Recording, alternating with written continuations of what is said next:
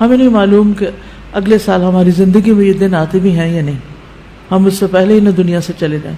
اس لیے بہت ضروری ہے کہ ان 10 دنوں کی پلاننگ کریں کہ ہم نے کیا کیا کرنا ہے.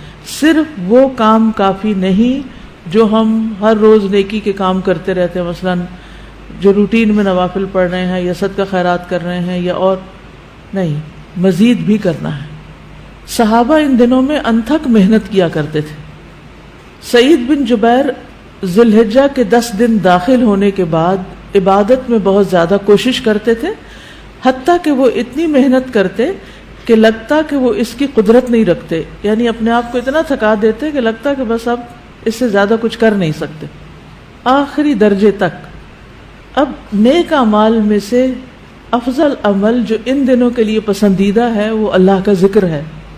نبی صلی اللہ علیہ وسلم نے فرمایا کوئی دن اللہ کے ہاں ان 10 دنوں سے زیادہ عظمت والا نہیں ہے، اور نہ ہی کسی دن کا عمل اللہ تعالیٰ کو ان 10 دنوں کے عمل سے محبوب ہے. یعنی نہ دن ان دنوں سے افضل ہے اور کوئی اور عمل اس سے افضل نہیں. بس تم ان 10 دنوں میں کثرت سے لا الہ الا اللہ، اللہ اکبر اور الحمدللہ پڑھو، یعنی تحلیل، تکبیر اور تحمید. اب اس کے لیے یہ جو کلمہ نا سبحان اللہ والحمدللہ ولا الہ الا اللہ واللہ اکبر، یہ ان تینوں کلمات کا مجموعہ ہے اور اس میں سبحان اللہ کا اضافہ بھی ہے. اسی طرح اللہ اکبر لا الہ الا اللہ واللہ اکبر وللہ الحمد. ٹھیک ہے، اس میں بھی تینوں چیزیں آ جاتی، الحمد بھی آ جاتی ہے، اللہ کی حمد بھی آ جاتی ہے، اور لا الہ الا اللہ اور اللہ اکبر بھی آ جاتا ہے. صحابہ کرام جو تھے ان میں سے ابن عمر اور ابو ہریرہ رضی اللہ عنہما ان 10 دنوں میں بازار کی طرف نکل جاتے اور دونوں تکبیرات پڑھتے، یعنی مل کے بھی پڑھتے.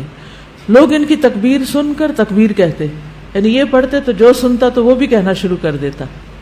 تو لوگ ان کی تکبیر سنتے کا کیا مطلب ہے کہ یہ تکبیرات اونچی آواز سے پڑھ رہے ہوتے. آپ دیکھیں گھروں میں اکثر لوگ گنگناتے رہتے ہیں یا کچھ، تو گھروں میں بھی تکبیرات اونچی آواز سے پڑھیے، چلتے پھرتے اونچی آواز سے پڑھیے تاکہ دوسروں کو یاد آ جائے. اونچی آواز سے پڑھنے کا مقصد اصل میں کیا ہے؟ یاد دہانی، کہ دوسرے لوگ بھی پڑھنا شروع کر دیں. پھر اسی طرح محمد بن علی جو تھے، ان صحیح بخاری میں آتا ہے کہ وہ نفل نمازوں کے بعد بھی تکبیر کہتے تھے. یعنی نفل نماز پڑھ کے، جیسے تہجد کے پڑھے یا چاشت اشراق کے پڑھے یا پھر اس کے علاوہ، تو وہ نفل پڑھ کے بھی تکبیر پڑھتے تھے. اسی طرح عورتیں بھی تکبیرات پڑھتی تھی. ابن عمر منا کے ان دنوں میں نمازوں کے بعد بستر پر، راستے میں اور دن کے تمام ہی حصوں میں تکبیر کہتے، یعنی وہ ہر موقع پہ کہتے. انہوں نے صرف نفل کے لیے خاص نہیں کیا تھا، یہ صرف بازار کے لیے ہی نہیں بلکہ بستر پہ بھی کہتے اور راستے میں بھی اور خیمے میں بھی اور ہر جگہ. اور ان میں سے کوئی بھی آپ الفاظ پڑھ سکتے ہیں، اللہ اکبر لا الہ الا اللہ واللہ اکبر وللہ الحمد، اور اللہ اکبر وللہ الحمد، اللہ اکبر. اسی طرح اللہ اکبر کبیرہ، اللہ اکبر و اجل، اللہ اکبر وللہ الحمد. پھر اللہ اکبر کبیرہ، تو اللہ اکبر کبیرہ والحمد للہ کثیرہ وسبحان اللہ بکرۃ واصیلا بھی آپ پڑھ سکتے ہیں. ٹھیک ہے، آخر میں اللہم اغفر لی بھی کہہ سکتے ہیں. دوسرا اہم کام جو ان دنوں میں کرنے کا ہے وہ 9 ذی الحجہ کا روزہ ہے. اس روزے کی خاص فضیلت ہے جس سے انسان کے گناہ معاف ہوتے ہیں، اور یہ دن 1 سال گزرے ہوئے اور 1 سال آنے والے گناہوں کا کفارہ بنتا ہے. لیکن اس کے علاوہ بھی آپ باقی دنوں میں روزے رکھ سکتے ہیں. خاص طور پر جن کے رمضان کے روزے رہتے ہوں وہ ان دنوں میں قضا کر لیں. جو شوال میں نہیں کر سکے، ذوالقعدہ میں نہیں کر سکے، اب ذوالحجہ میں کر رہے ہیں.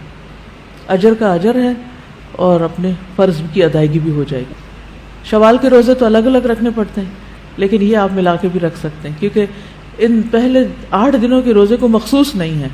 یہ ہم نفلی روزے ثواب کی خاطر رکھتے ہیں، لیکن اگر قضا رکھ لیں تو بہت اچھا ہے. اور ان دنوں کا سب سے افضل عمل قربانی ہے. اقوال میں تسبیحات ہیں، افعال میں قربانی.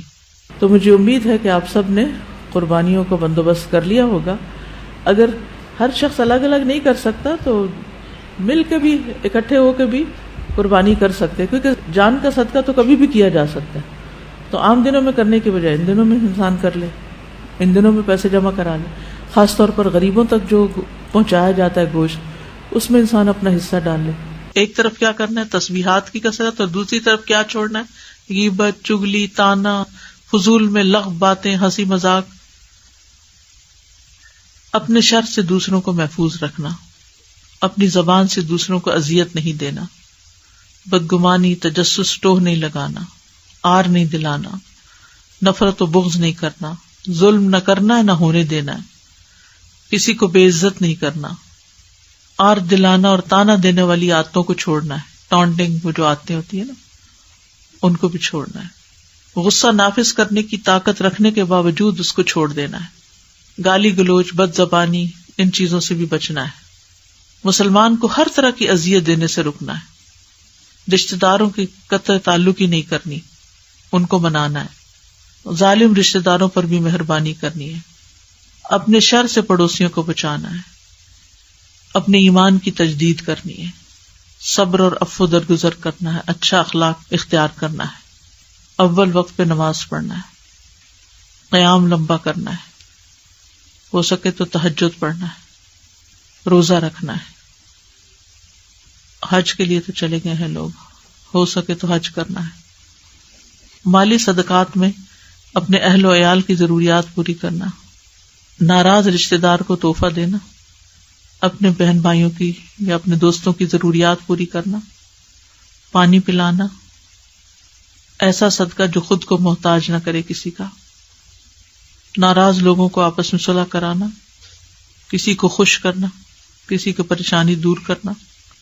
پھر اپنے نفس اور خواہش سے جہاد کرنا. لوگوں کو اپنی برائی سے محفوظ رکھنا. اور صدقے خیرات میں کھانے پینے اور دیگر چیزوں کے علاوہ اچھی کتابیں، اچھے پیمفلیٹس اور خصوصاً اس ٹاپک کی اویئرنیس لوگوں میں کریٹ کرنا ہے. قرآن کی تلاوت میں عام روٹین سے زیادہ پڑھنا، اس کو انکریز کرنا ہے. اللہ سبحانہ و تعالی ہمیں عمل کی توفیق عطا فرمائے.